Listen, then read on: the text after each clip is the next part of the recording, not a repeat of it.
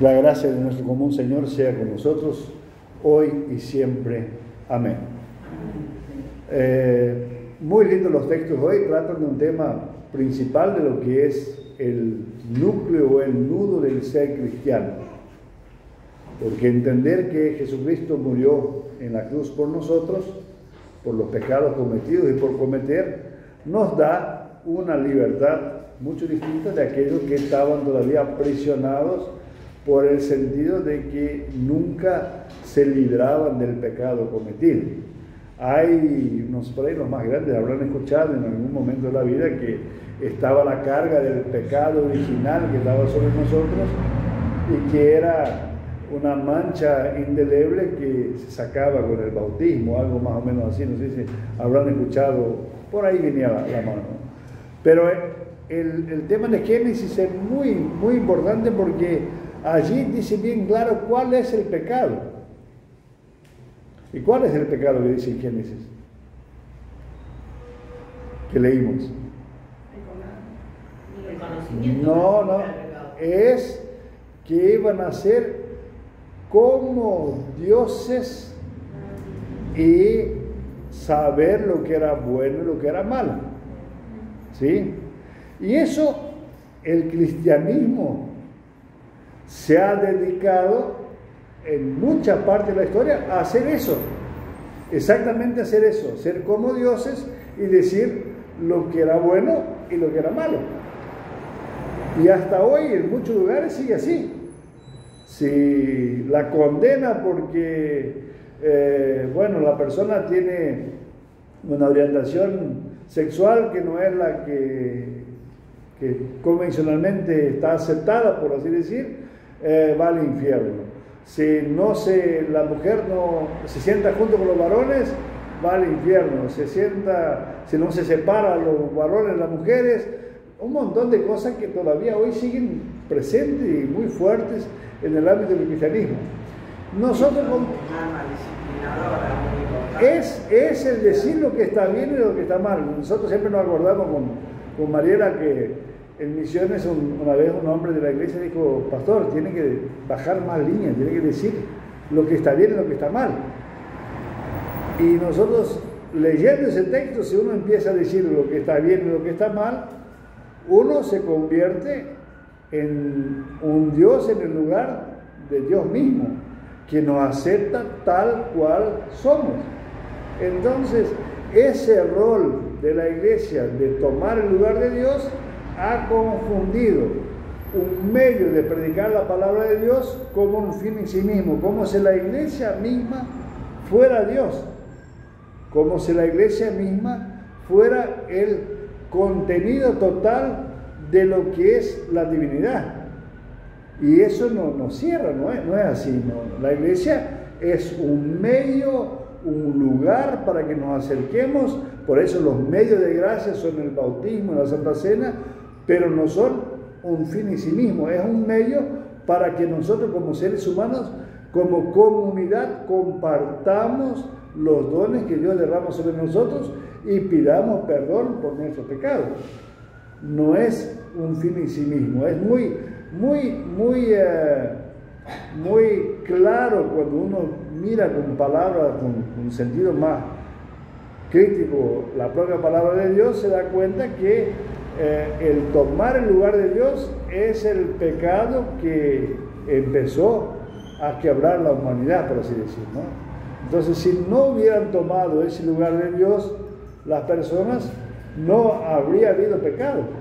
Y después, como tomaron lugar de Dios, tuvieron que empezar a poner leyes y normas para ir generando convenciones para encontrarse y poder sobrevivir.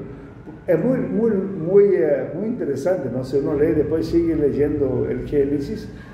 Adán y Eva tuvieron 2 hijos, ¿no? ¿Cómo se llamaron? ¿Y qué pasó con ellos? Uno mató al otro. Bueno, pero si eran solo Adán y Eva y quedó uno solo, ¿con quién se casó el hijo?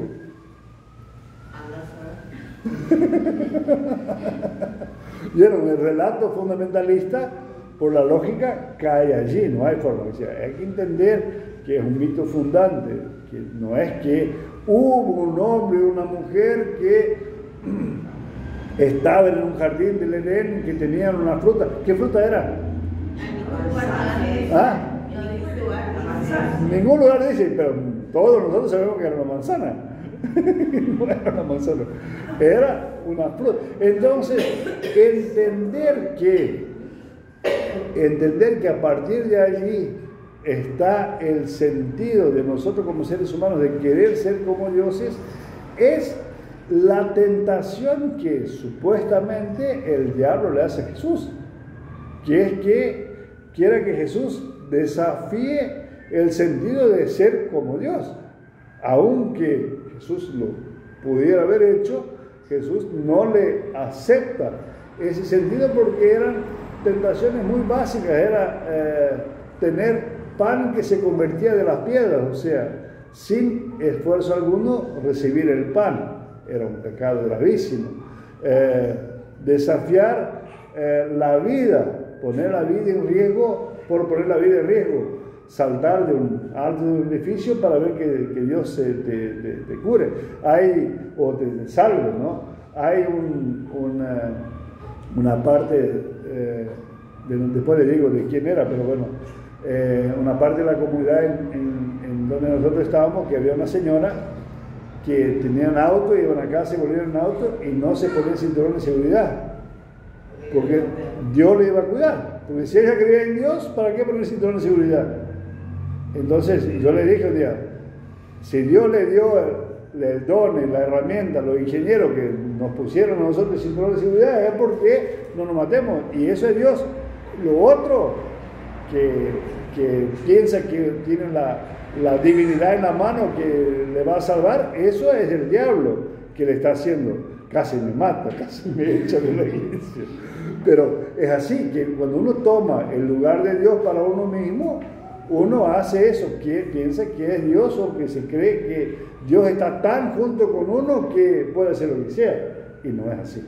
No es así. Entonces, y la tercera y última tentación es la del poder, de tener el poder sobre todas las naciones, sobre todos los pueblos, y a partir de allí dominar a todos. Bueno, esa es la tentación humana en su más clara expresión, por así decir. ¿Quién no quisiera tener el poder sobre todos y controlar a todos?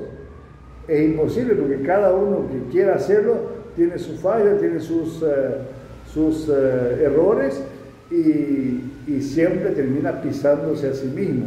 Pregúntenle a Mussolini, a Hitler, a Stalin y a unos cuantos más.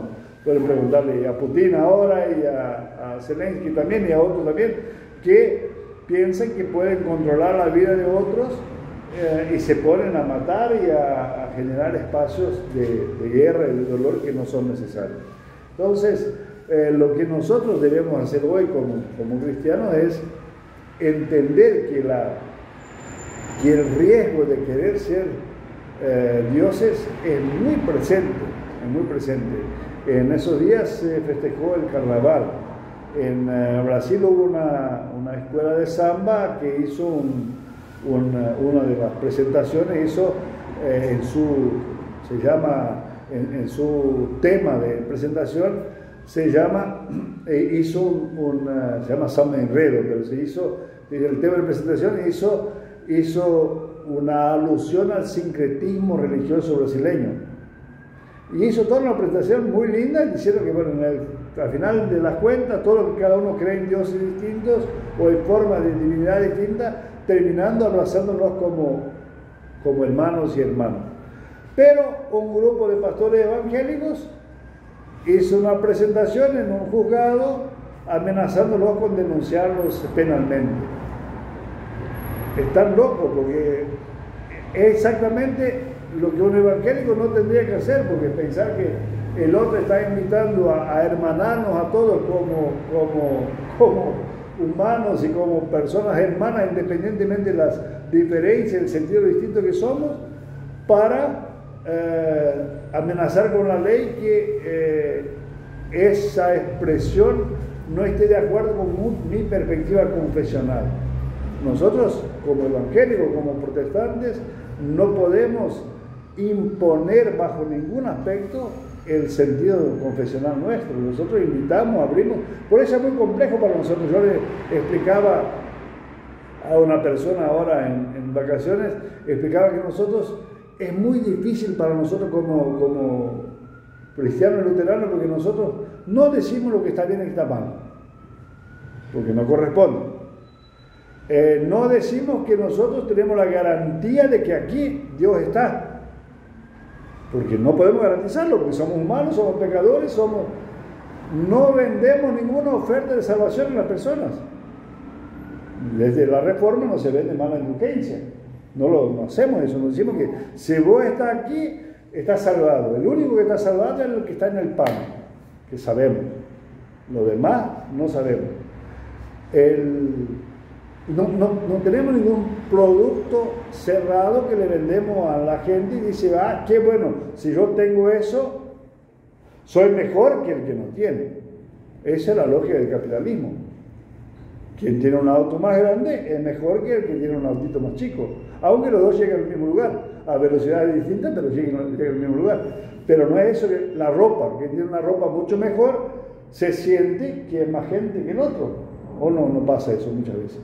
¿No? A veces no, a veces la gente compra, ni se da cuenta que tiene una ropa que es mejor, o no importa eso, pero nosotros no tenemos eso, no hacemos eso. Entonces llevamos crítica de aquellos que son más fundamentalistas, que dicen los luteranos son muy liberales, no dicen lo que hay que hacer, lo que no hay que hacer. Y de los que no creen y piensan en la prioridad cristiana, tampoco dicen que está bien o está mal. Entonces estamos en un medio muy complejo, no podemos tener la libertad de decir somos así porque somos libres, porque Cristo murió por nosotros en la cruz. Y nada más que eso, la única certeza que tenemos es esta. Lo demás, si en el juicio final Dios perdonará nuestros pecados o contabilizará a nuestro favor, Cristo murió en la cruz, que bien será, pero no podemos afirmar con certeza de que nosotros somos salvos. Nosotros tenemos la promesa de la salvación, pero más que eso, y si nosotros vamos a mirar si el hermano o la hermana estuvo con tal persona o con otra persona, y eso le va a generar condenación, no lo podemos hacer. No lo podemos y no lo debemos hacer, porque no es nuestro sentido de ser. Nosotros lo que sí, como protestantes luteranos, decimos que las leyes humanas están para ser respetadas y debemos someternos a ellas, porque también entendemos que la sociedad necesita una reglamentación, porque si no es una barbarie. Si no hay leyes humanas o no hay la exigencia del cinturón de seguridad, quiere decir que se maten sin importar la vida. No, eso está bien, lo que es de protección y de ayuda para todos nosotros es bueno y hace bien. Entonces, no tenemos un producto en el ámbito del capitalismo para venderlo como oferta religiosa.